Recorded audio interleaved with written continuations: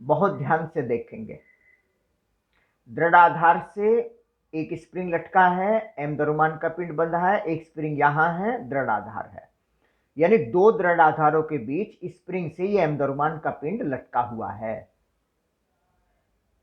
तो क्या होगा, ये इसकी साम्य स्थिति है मान लीजिए।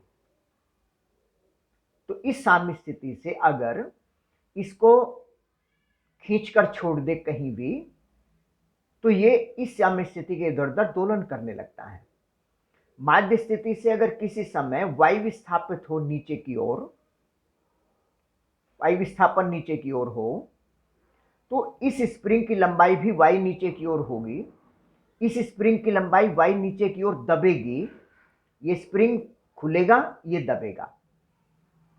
m द्रव्यमान का पिंड अगर y नीचे की ओर होता है तो y नीचे की ओर मतलब इस स्प्रिंग की लंबाई y बढ़ गई, इसकी लंबाई y घट गई, ये दबा हुआ है, ये खुला हुआ है। जब ये ऐसे लंबाई बढ़ी हुई है तो इसमें प्रत्यानयन बल ऊपर की ओर होगा, -k1y। ये k1y, अगर k1 इसका बल नियतांक है, इसकी लंबाई ऐसे दबी हुई है तो बल छोड़ते ही ऊपर भागेगा, इसका मतलब प्रत्यानयन बल इधर हो गया, k2y। अगर दोनों स्प्रिंग को हम एक स्प्रिंग मान लें और इसकी लंबाई में वृद्धि y हुई हो, तब ky ये होना चाहिए। अगर दो स्प्रिंग अलग अलग ना कहें, क्योंकि पूरा स्प्रिंग एक ही मान लिया हमने और उस स्प्रिंग का बल नियतांक k मान लिया, औसत तुल्य, और वायु विस्थापन नीचे की ओर है ही इस पिंड का, तो इसका मतलब ऊपर की ओर प्रत्यानयन बल ky हुआ। ky देखो इन दोनों के योग के बराबर हो गया। इस पिंड पर इस स्प्रिंग के कारण ऊपर की ओर बल, इस पिंड पर इस स्प्रिंग के कारण ऊपर की ओर बल, तो एक ही दिशा में बल हो गए।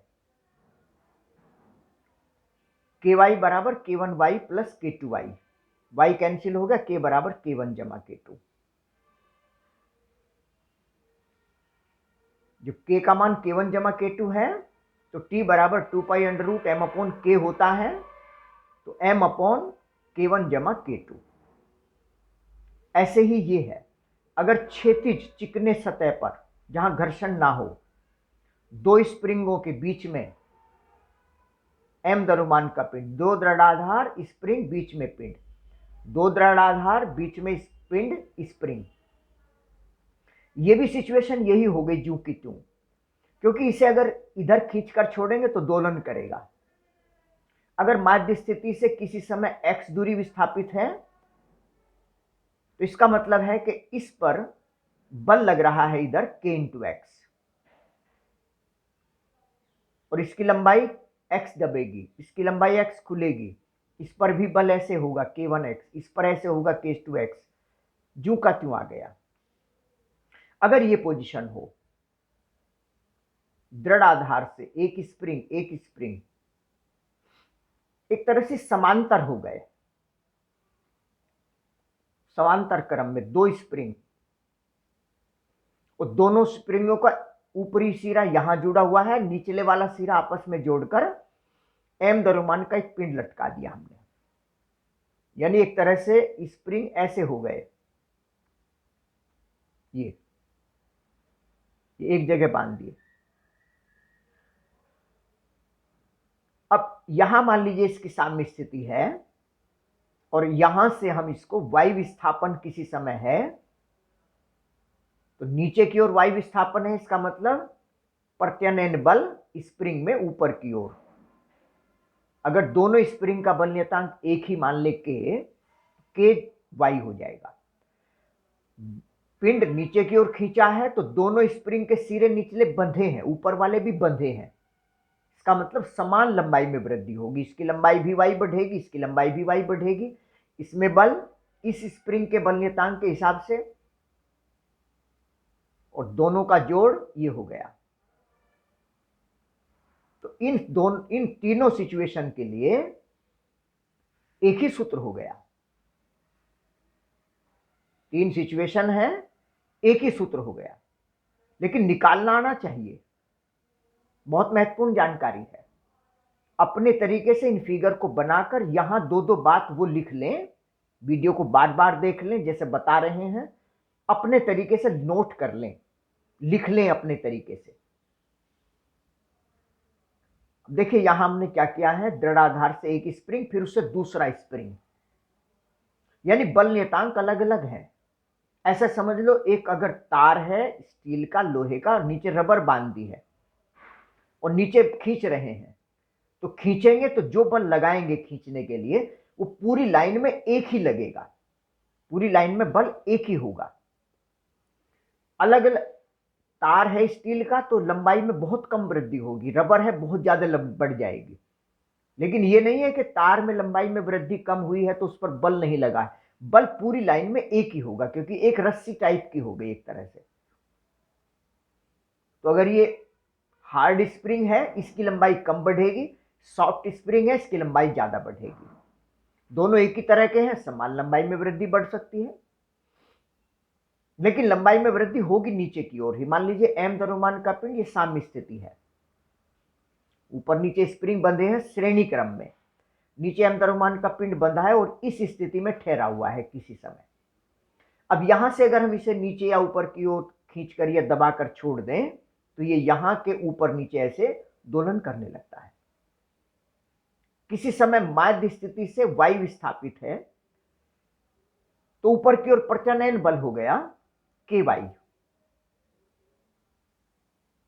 एफ नीचे की ओर है, नीचे की ओर बल हमने लगाया है, प्रत्यानयन बल ऐसे हो गया। अब दोनों स्प्रिंग चूंकि अलग अलग बल नियतांक के हैं, हल्के भारी हो सकते हैं, तो बल लंबाई में वृद्धि अलग अलग होगी। इसकी लंबाई में वृद्धि मान लीजिए y1, इसकी लंबाई में वृद्धि मान लीजिए y2। इसमें बल नियतांक k1 होने से ऊपर की ओर प्रत्यानयन बल k1 y1, इसमें k2 y2। लंबाई में वृद्धि नीचे तो प्रत्यानयन बल ऊपर की ओर। तो एक तरह से y वृद्धि टोटल हुई है तो y बराबर y1 प्लस y2। बस ये महत्वपूर्ण बात हो गई। और यहीं से y का मान, क्योंकि बल तो एक ही लगा है पूरी लाइन में, बल पूरी लाइन में एक है, इसका मतलब यह हुआ कि F बराबर माइनस के वाई बराबर माइनस k1 y1 बराबर माइनस k2 y2। पूरी लाइन में एक ही बल लगा है, ऐसा नहीं है कि इस स्प्रिंग में यहां कोई और बल है यहां कोई और बल है। अगर कोई रस्सी खींचते हैं तो पूरी रस्सी में एक ही तनाव होगा, कहीं से कमजोर होगी वहां से टूट जाएगी, लेकिन बल एक ही लाइन होगा। के बराबर k1 k2 बटे k1 जमा k2, जैसे यहां निकाला है। दो स्प्रिंग श्रेणी क्रम में है, क्षैतिज चिकनी सतह है, एम द्रव्यमान का पिंड साम्य स्थिति में यहां है मान लीजिए। अगर एक और खींचकर छोड़ दें तो दोलन करने लगता है, माध्य स्थिति की, ये साम्य स्थिति हो गई। किसी समय अगर साम्य स्थिति से दाईं ओर x दूरी विस्थापित है ये, तो इसका मतलब इधर प्रत्यानयन बल होगा kx। लंबाई में वृद्धि टोटल x हुई है, दोनों स्प्रिंग की लंबाई में वृद्धि हो रही है। इसका मतलब है कि इसकी स्प्रिंग के बल नियतांक के हिसाब से लंबाई में वृद्धि होगी, इसकी x2 इसकी x1 मान ली है, दोनों में लंबाई में वृद्धि एक ही दिशा में होगी। टोटल वृद्धि x है, x is equal to x1 plus x2। और बल पूरे स्प्रिंग में पूरी लाइन में एक ही होगा, और पूरी लाइन में एक ही होगा तो F बराबर माइनस के x minus k1 x1 minus k2 x2, ये मान लिखे जा सकते हैं x x1 x2 के। और चूंकि x बराबर x1 प्लस x2 है, मान रख दिए यहां से, ये आ गया k बराबर k1 k2 बटे k1 जमा k2। तो अगर आवर्त काल निकालना पड़े 2 pi under root m upon k होता है, तो 2 pi under root m upon k मतलब ये वाला, यानी k1 k2 बटे k1 प्लस k2। ये हो जाएगा। बहुत अच्छी तरीके से तैयार करेंगे।